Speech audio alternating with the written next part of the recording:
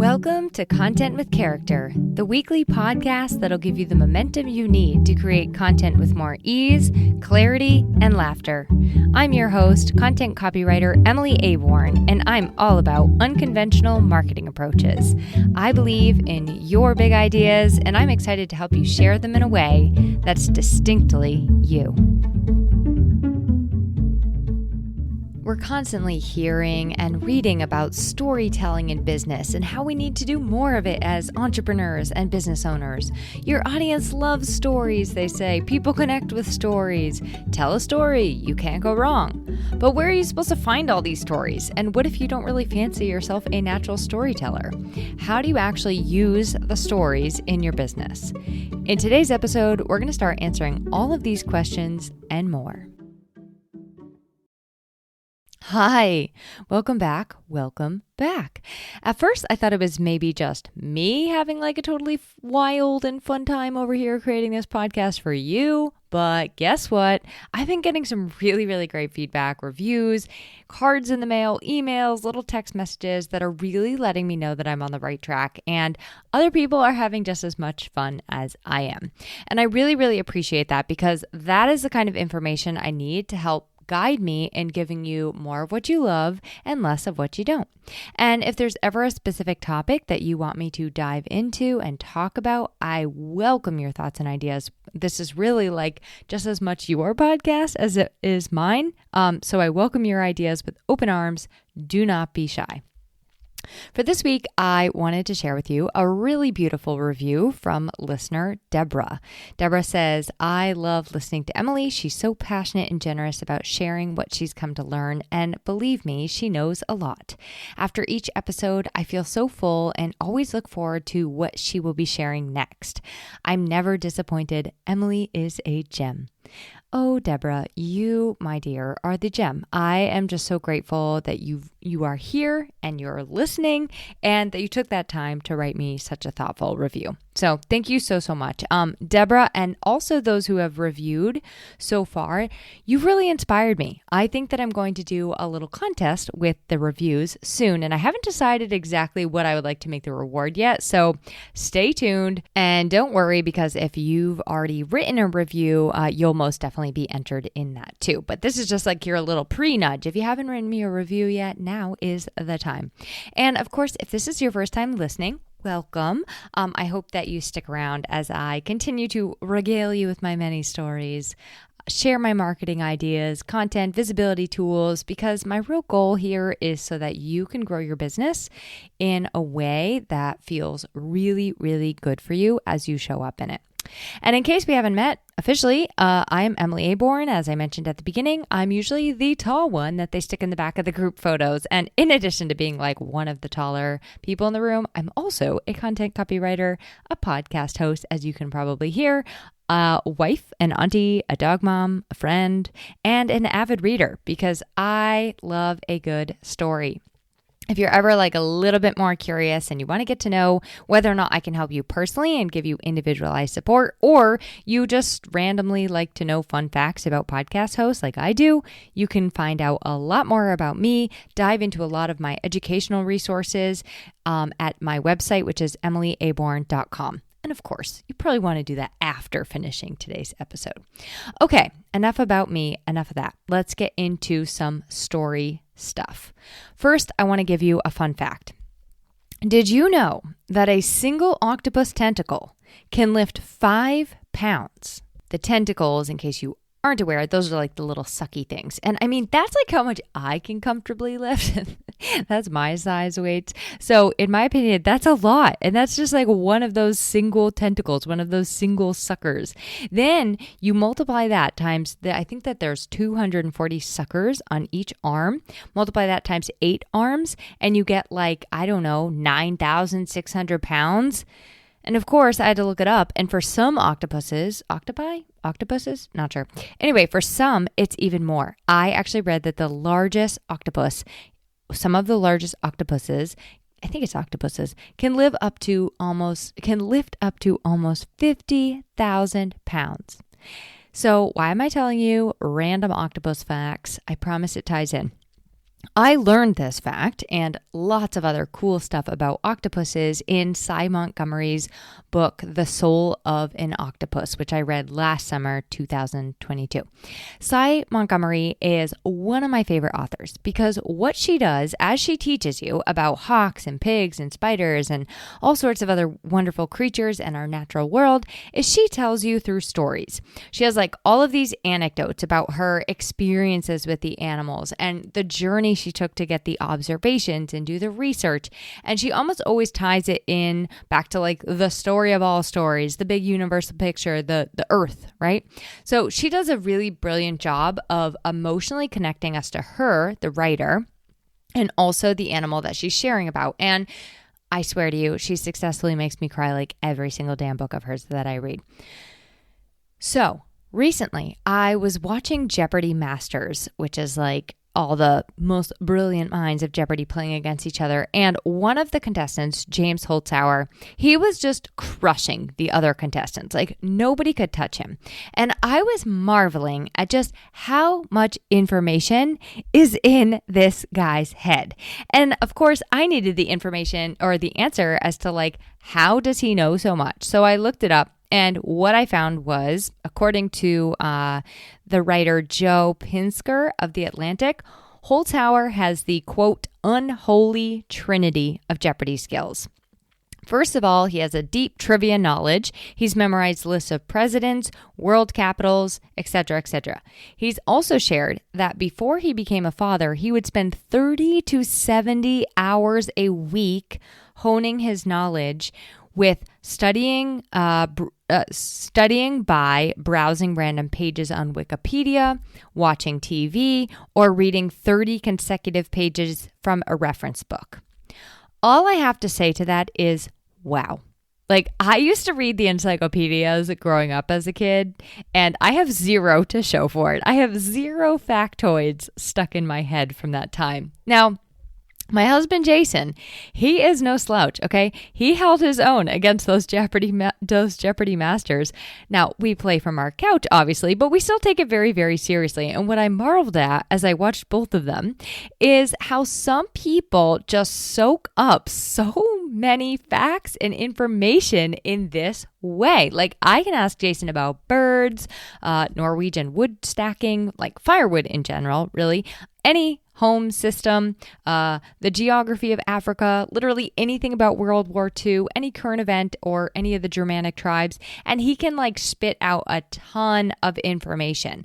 He really soaks in a lot of information by listening to factual and informative podcasts and also like reading birding books and user manuals. I mean, he reads them like textbooks, and he'll watch a instructive YouTube video and then it just like somehow sticks in his brain, like the facts stick in his brain. Me, on the other hand, I know about the very specific subject that I studied in college, which was anatomy and like health education. And this was because it interested me, but also lots and lots of repetition in one area, like in one field. I know about random places and random industries, some of which it's been from experiencing them firsthand, like either working with them or at them. And then I know a lot about what I do, content writing, marketing, because I literally do it every day. That's about it. That's about where my fun facts lie. The way I collect sort of like any trivia knowledge that I do happen to get is through storytelling in the books that I read. I retain like literally any and all cool facts and particles of information through great stories, movies I watch, books I read, people telling me a story. And a good example of that is what I shared before with Cy Montgomery's octopuses in the books that she shares. Now, for many of us, storytelling is that tool. It does help information to stick. Stories help make things memorable. They also bring us in and make us part of it, right? They make us interested in what is being shared about. They teach us about the world around us. They inspire more curiosity, and they really like connect us to what is being shared. Stories convey emotion, and what I love is that they have a power. They have a power to either help us relate or we might be repelled by the person sharing the story or the thing that's being shared about. I am not going to spend this entire episode talking about why stories matter, why they're so important. I don't really think any of us are strangers to the why of story at this point. And there's also a lot of resources out there sharing why stories are so important. But what I've been finding is that there are not a lot of resources about how you can actually get started in pulling them together, like having them somewhere as a business owner so you can actually start using your own stories to create more connection. So I decided to compile some ideas, harness my own brain power, and create that resource for you. And on a personal note, I think what I love most about stories for myself is that they are really, really incredibly unique to you. Like no AI, no chat GPT can take away my story. They can't tell my story for me. I also love that you have stories everywhere you go. They are literally a part of you. You don't need much preparation or much planning to tell a story. In every single moment of your life, every moment is the opportunity for a new story to arise, a new story to unfold. And it's like stories that brought you here, right? And stories are what's going to get you there. It's all just sort of like mini stories packed inside one big story that is your life. So that is what I love about stories. And it's really, really fun when I get to thinking about it. This all said, I hear quite often that it can be hard to find, quote, the right story. I hear people say, like, it's hard for me to figure out how to weave it in. And especially if your life is like, quote unquote, boring, or you didn't experience some major life-changing event, like, is anyone even going to be interested in your stories? Now, for better or worse, I've had this affliction, let's call it, of seeing stories everywhere that I go since I was like a kid.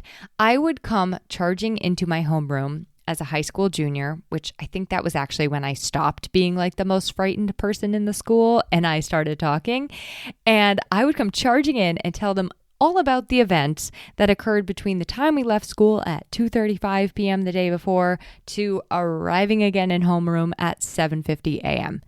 And I will admit, these were not like world's most riveting stories back then.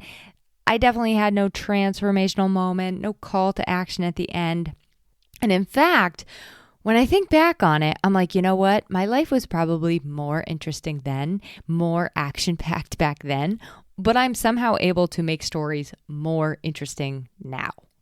And so here's what I think is behind that. I think that being able to use stories in your business effectively and not just like have it be a random telling of events or a random story, it boils down to two things. Number one, being aware and paying attention to people and happenings around you. So like first you have to open your eyes, right? You have to look at the world around you and experience the world around you and probably be present. Like I'm no mindfulness coach, but be present. I personally find the conversations in the checkout aisle completely and utterly fascinating, like almost every single time. When somebody gives me a side eye at the grocery store because I beat them to the bag of Brussels sprouts that they had their hand on, okay, that never happens because I'm like probably the only one that buys the largest bag of Brussels sprouts she can find. But anyway, when somebody gives me that side eye at the grocery store, boom, they are definitely going to end up in my next email newsletter. So I think that being able to use stories in your business requires you to be aware, first of all, of your life, of the things happening around you. Second of all, I think that you need to be aware of your clients, of your readers, of your listeners, of whoever you're telling the story to. You need to be aware of where they're at. Like, what are they also perhaps experiencing and feeling? Or how can you tie back whatever you just encountered, that story, how can you tie it back to them and kind of make it land, make it make sense, make it relate to them? So if you want to get started, I think that's the easiest place to be. You start by opening your eyes, taking in the world around you, and also learning more about, getting more curious about who you're sharing with and talking to, because stories, if you want to use them for your business, they're a really, really great way to create connection. They can help you connect with what others are feeling and experiencing, and they can also help others to relate to you.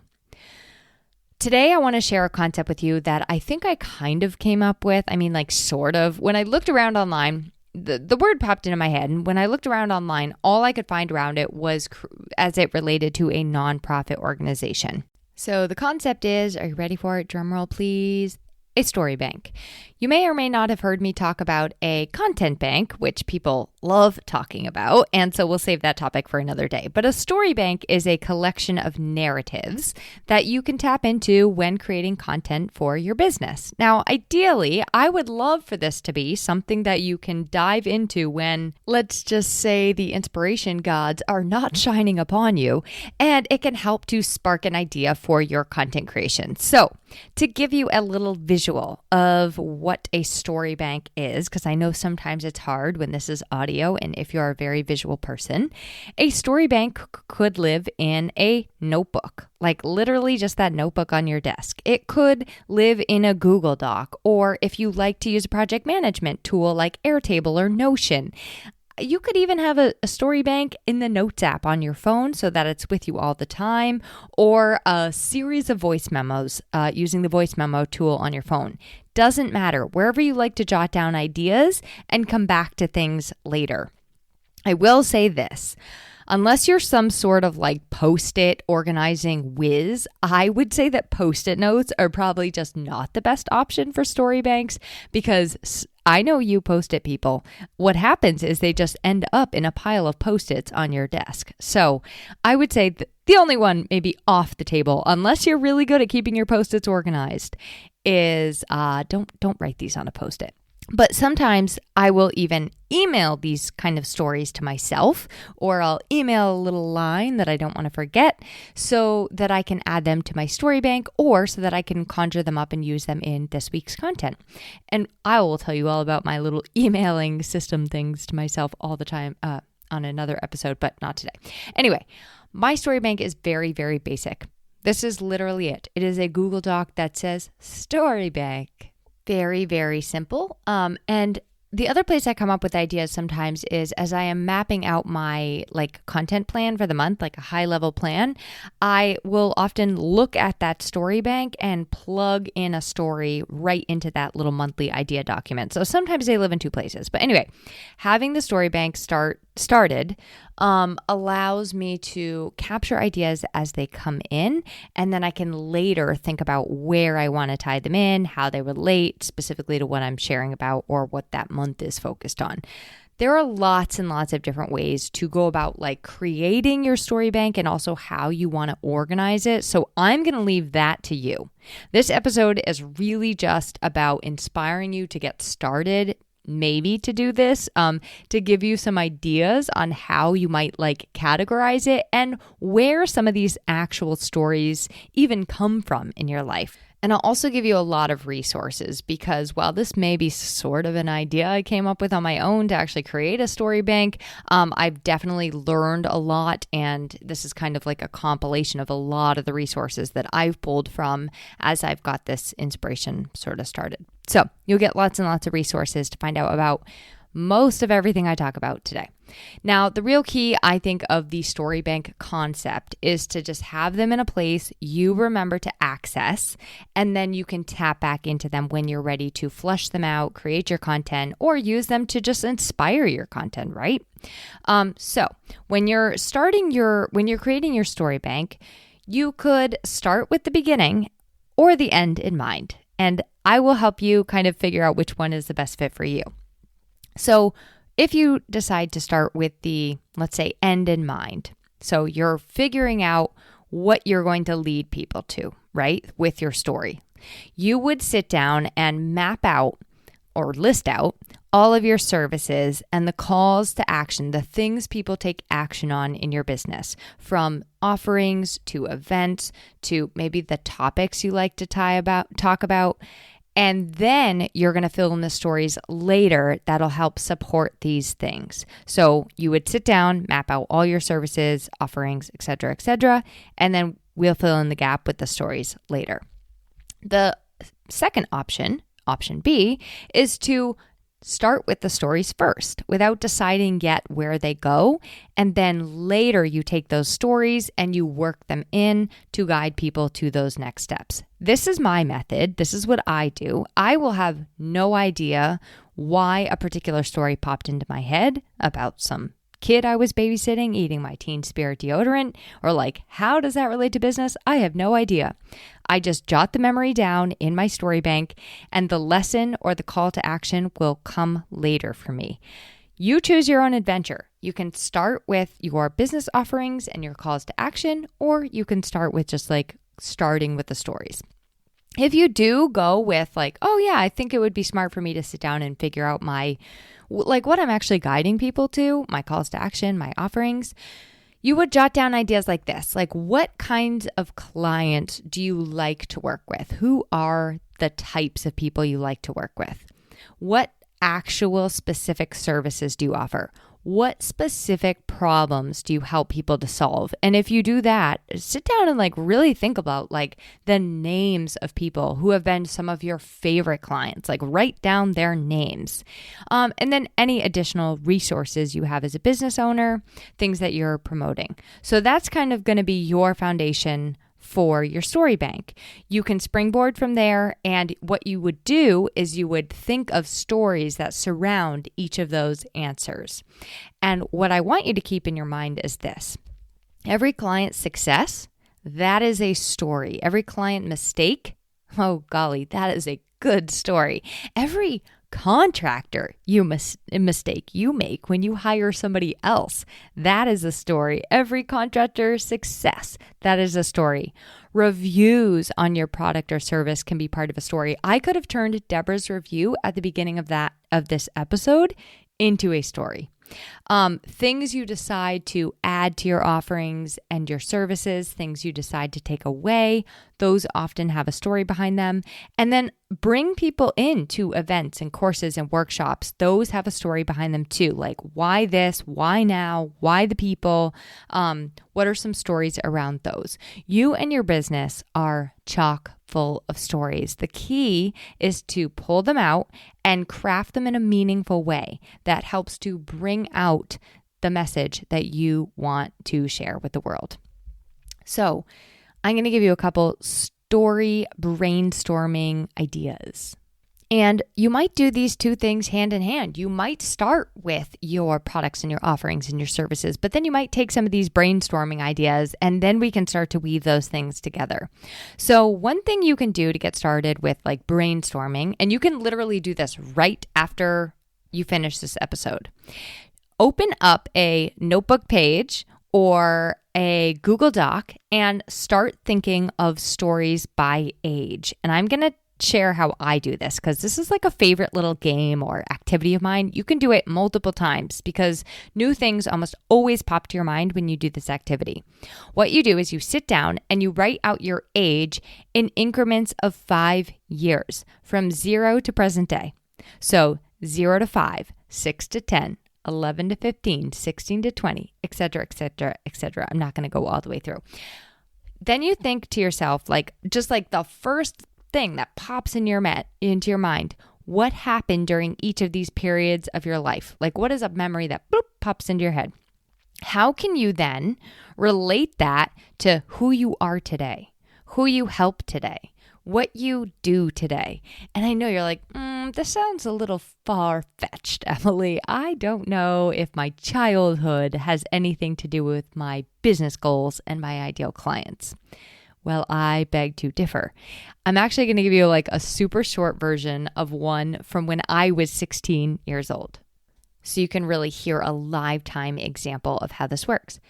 My parents were going to a conference in Philadelphia and they asked if I wanted to go with them. And at the time, I would never pass up an opportunity to stay in a hotel, that was like my favorite thing ever, but also travel.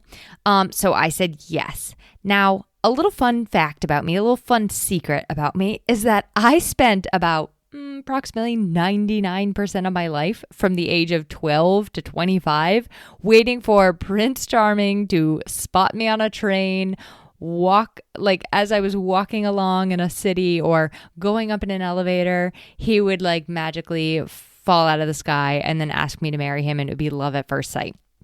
I was I developed crushes very easily in my youth, and I was always on the lookout for the one, okay?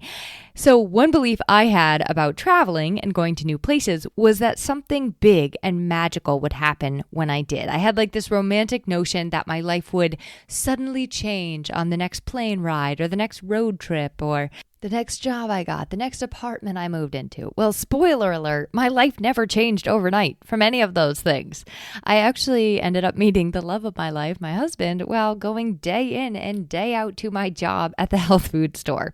So I spent that entire trip to Philadelphia, and many others before and after that trip, like completely fixated on waiting for this giant epiphany, this major happening, or this sign, instead of just actually enjoying the trip. And I remember when we got back from Philadelphia, I was really disappointed because during that trip, no one asked me to be their wife. And so we were going home on the train and it was like pouring rain outside, and I was just looking out the train window, probably like sighing dramatically with whimsy. I was looking out the window and just feeling like I was a lost cause because at 16, like everybody is supposed to just bump into the love of their life in a city and live happily ever after. So now you have a lifetime example. This is just like a random memory that popped into my head when I was sitting down to work on this episode. I have no idea where it came from, but I can use this to tie into my business, my content writing business, as a reminder: do not put so much pressure on one single piece of content or one single event. Like, how often have you sat down to write a post or maybe record a podcast episode and you thought to yourself like, oh my God, this is it. This is the one. This is the one that is going to change my life and change my business forever. I'm going to get so busy. All the clients are going to just come pouring in. Like, it typically doesn't happen like that. But what does happen is the day in, day out, mundane, consistent actions, going to the job that maybe we don't even like. That's what gets us the real traction and transports us to the magical places that we want to go. So that's like sort of an example of what can come out when you do that stories by age. And I have a lot of others like this. I've done this activity a couple of times, and I'm always going back into that stories by age. I actually have a separate document, which is stories by age. So I'm always going back into there and like adding things when they pop into my head. Most of these are not formed at all. Like, they are not fleshed out yet. I have no idea where they're going. I don't know what the moral of the story is, or like why I was the impatient kid that couldn't wait for her mom to pour a gallon of milk and did half and half in her cereal instead. I don't know where it's going yet. But when I go back into that document, it often helps to inspire a story that relates to my content that week. So what I recommend is you just let these pop to mind, whatever pops to mind, and jot them down in that Storybank. And you can come back and figure out later what you're going to actually do with it. As I said with this example, I had no idea where the story was going until I sat down to actually say, you know what, I'm going to use that one. Okay, important note. If you find this story excavation exercise going through your ages too painful, traumatic, otherwise disturbing, do not do it. Like, the last thing I want is for us to conjure up painful things that we are trying to move past or forget about or not encounter again. So just avoid this activity if that feels like that is you. I'm going to give you more ideas in creating a story bank. That is not the only one. So the other one is to start by using prompts. There's a lot of, you could ask ChatGPT for some writing prompts. You could Google writing prompts. One book I really love for writing prompts and also just like general writing practices is a book called Writing Down the Bones by Natalie Goldberg. It is beautiful. She has a chapter titled A List of Topics for Writing Practice, where she gives you some really, really fantastic writing prompts that help you to unlock some of these stories that are inside of you. So I'm just going to give you two examples of like what you can find in that book specifically. One is take something you feel strongly about, something you feel really strongly negatively or positively about, and write about it as though you love it. That's a pretty fun one. And then she does some more generalized ones, such as like write about swimming, write about the stars, write about the most frightened you've ever been, reading, books that have changed your life, a teacher you had. So that's just some stuff to get you started. But you could Google writing prompts, and you could take all of those prompts, put them into your Storybank, and there you go. You've gotten yourself started. And you can even put in, like what I might do if I did that is take a little blurb, whatever pops to your mind in response to that prompt. Like you don't have to sit there and work through all the prompts today, but put a little blurb in there next to it that will remind you of where you were going to go with it. A second resource for you, and I will be sure to include both of these books in the show notes, is a book. Now, these are not books that you have to read like start to finish, so don't be like, oh my God, I'm already reading so many books. These are like books you can have on your bedside and like even, when you're journaling in the morning, like they're just little books you could even use just when you sit down to write your content. So the other book is called Story Stash. And this I love because it specifically gives you story prompts, and the author, Brittany Long, she does a really good job of showing you how to guide that back to your clients. So like it's pretty comprehensive. She'll prompt you to like think of a time you waited in a waiting room and what the experience was like and what made it good and what made it bad. And then she actually like walks you through, okay, now how can you turn this into an email newsletter? How can you turn this into a social media content post? So that's the really nice thing about that. And then I also love that Story Stash, you can actually write in the book. So I use it a lot to just like create creative writing prompts. And I really like where it takes me when I do. So that's how you can sort of, you don't have to use the ages. You can use the ages, but there's also from there, like just garnering stories that are happening to you right now. So that's kind of like we're digging into the past. Now they're sort of like, okay, how can I also start to use stories from my everyday life? And I already told you, I cannot go to the grocery store without bumping into a story. Like if you think your life is boring and you have no stories to tell from it, think again. This is going to sound weird, but I believe this more and more every day. The more mundane, the more other people are probably going to get it and raise their hand and be like, oh my gosh, yep, I do that too. I listened to two podcasters. Their show is called The Nice Guys on Business, and they have an episode on Fridays where they just shoot the breeze.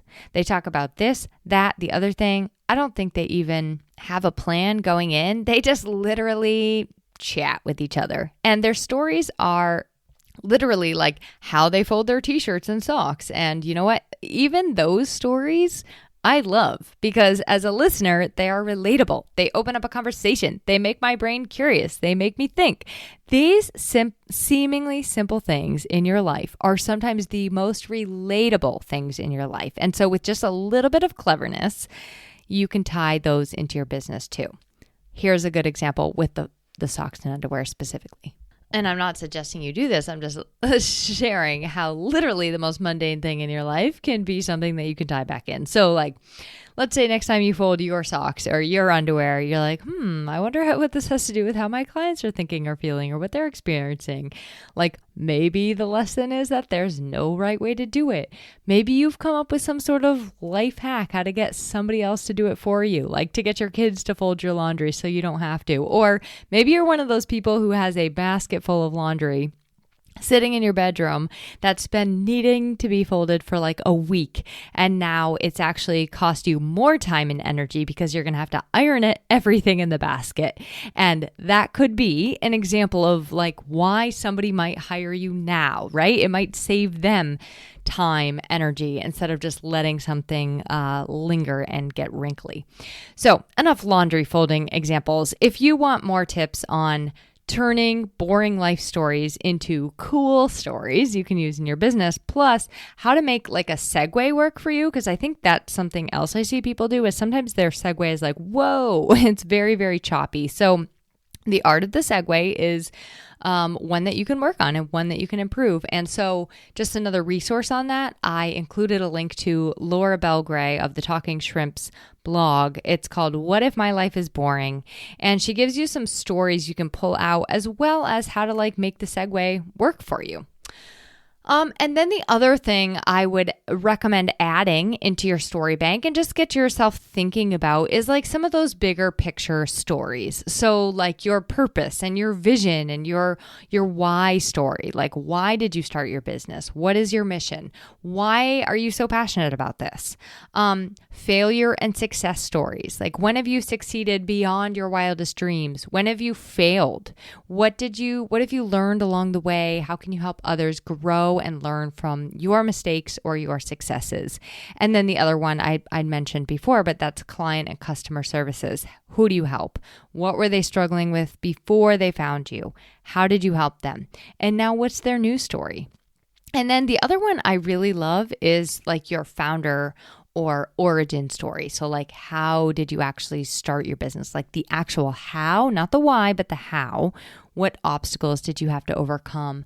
What brought you to where you are today? So one more resource, there's a book called Stories That Stick by Kendra Hall.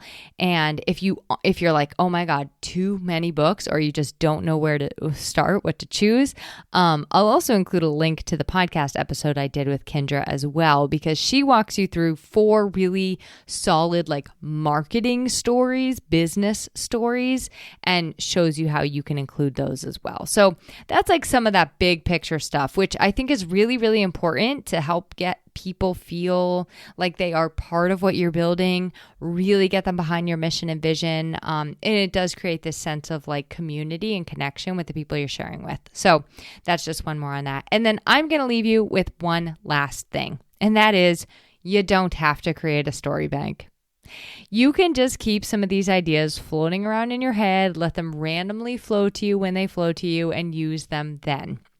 But what I do want you to remember from today is that storytelling is really just about sharing your experiences as a human being. And that right now is so impeccably valuable. We are talking to humans. Humans want to hear from other humans. Humans like to hear about other humans and their lives. And often the things that you are going through, the things that you are experiencing, other people are as well. And so I think that's why I love stories so much, because they do bring in that fullness of life in thought and feeling, and just like, really bringing you there with somebody, and it can help you relate, be memorable, and also stand out, because nobody has that exact unique story that you do. So start sharing them, start practicing with them, use your stories in podcast episodes, videos, written content, blogs, emails, social media posts. Start weaving more storytelling into your marketing materials and see where it takes you. And if you want those additional resources, all of the books I recommended, Laura's blog, that past podcast episode, it's all going to be in the show notes. There will also be a link to my blog, How to Create a Story Bank, which is essentially a lot of what I covered in this episode, but it's in written form. So what I wanted to be able to offer you is just so that you could actually like have something you could work through kind of as a worksheet if you were like, okay, I'm going to actually take some time and do this now. And then of course, I always put it out there to offer you an individualized strategy session with me. And that's where I would really sit down with you, help pull out some of your unique stories, and then we kind of tie them into your own unique business and create a content plan that really, really feels authentic for you. I also wanted to share, I recently did a Content Compass workshop series with my friend Karen Kenny. She is like the ultimate storyteller. And one of our workshops in the series was called Finding Storytelling Gold. Basically, it was about mining your everyday life for really, really fabulous content that already exists. And I did want to just share that like we're going to be doing more workshops on that, blending storytelling and content creation. So make sure to stay tuned for things like that coming down the pike too. But today, I just kind of wanted to expand your mind, help you see more places to pull from and to find stories, because they are everywhere. They're in those client conversations. They're in the photos on your cell phone. They're in conversations with your friends and with your spouse. They're on your walk with your dog. The stories are there when your kids come home from day camp, summer camp, and plop their backpacks at the door. And they're in those daily hassles, the things that get under your skin. the way your spouse doesn't load the dishwasher like you do. They are in your morning and evening routine. I won't go on. They are absolutely everywhere. So that is it for today. I can't wait to see and hear some of your stories out in the wild. And I also can't wait to chit chat with you next week because we're going to start talking about visibility as a guest on someone else's platform and some yays and nays to consider when collaborating and playing nice with others. So I will chat with you then. Thanks for listening to this week's episode of Content with Character. If you loved the episode, please make sure to subscribe to the podcast, rate, review, and share it with someone else you know it could help. For more content and visibility tips, visit my blog at emilyaborn.com and be sure to connect with me on Instagram at Emily Aborn. I'd love to hear how this inspired you to take action.